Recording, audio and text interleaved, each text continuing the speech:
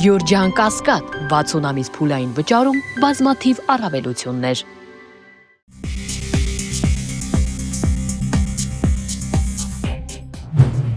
Իրանը ունի նոր հոգևոր առաջնորդ։ Բանված Ալի Խամենեիի որդին 56-ամյա Մոջթաբա Խամենեին ընտրվել է Իրանի նոր գերագույն հոգևոր առաջնորդ։ Նրան արդեն շնորհավորական ուղերձ է հղել վարչապետ Նիկոլ Փաշինյանը։ Նոր գերագույն գլխավոր հոգևոր առաջնորդ ընտրելով Իրանը փաստացի ազդարարում է իշխանությունը կրոնական քաղաքական էլիտայի շուրջ կենտրոնացնելու մասին։ Փաստինֆոյի հետ զրույցում նման կարծիք է հայտնել Իրանի Ալիք օրաթերթի գլխավոր խմբագիր Արամ Շահնազարյանը։ Իրանը մի քանի օրում ոչնչացրել է շուրջ 70 տարի Մերձավոր Արևելքում Ամերիկայի Միացյալ Նահանգների կառուցած ռազմաբազաները։ Շուրջ 15 երկիր ներգրավված է ակտիվ գործողությունների մեջ։ Իրանը թիրախավորում է ԱՄՆ-ի հետ առնչություն ունեցող ցանկացած օբյեկտ, անգամ հյուրանոցի սենյակ։ Մինչ տարածաշրջանում եռում է պատերազմը, Հայաստանում պատրաստվում են խորհրդարանական ընտրություններին։ Հայաստանի Հանրապետության առաջին նախագահ Լևոն Տեր-Պետրոսյանը հայտարարել է, որ Փաշինյանի տերերը Սամվել Կարապետյանի հաղթանակը համարելու են Հայաստանում ռուսական ազդեցության վերահաստատումը, ուստի փորձելու են ամեն ինչ անել նման զարգացումը խափանելու ուղղությամբ։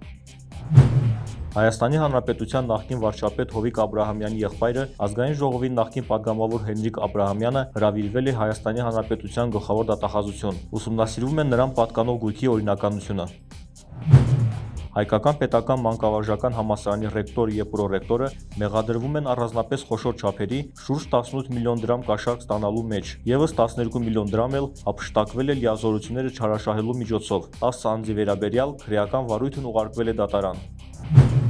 Ազգային անվտանգության ծառայության շենքի դարպասների ուղղությամբ մոլոտովի կոկտեյլ հիշեցնող այրվող առարկա նետած տղամարդը կալանավորվեց։ Դատարանը բավարարել է նրա նկատմամբ 2 ամսով կալանավորումը որպես խափանման միջոց կիրառելու մասին միջնորդությունը։ Այս մասին Փաստինֆոյի հարցմանն ի պատասխան հայտնեցին Հայաստանի Հանրապետության գլխավոր դատախազությունից։ Շիրակի թեմի առաջնորդ Միքայել Սրբազանը դատի է տվել Ստեփան Ասատրյանին սրբարտության համար։ Փաշինյանի ընտանեկան թերթը երրորդ անձ է։ Սրբազանը պահանջում է, որ կարգալույծ եղած հոգևորականը ներողություն խնդրի ու փոխհատուցի զրպարտության համար։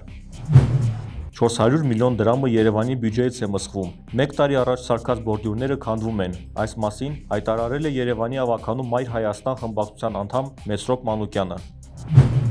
Ազգային ժողովում կրկին պարգևավճարներ են բաժանվել։ Այս անգամ մարտի 8-ի առթիվ կին պատգամավորներն ու աշխատակիցները ստացել են 70 հազարական դրամ։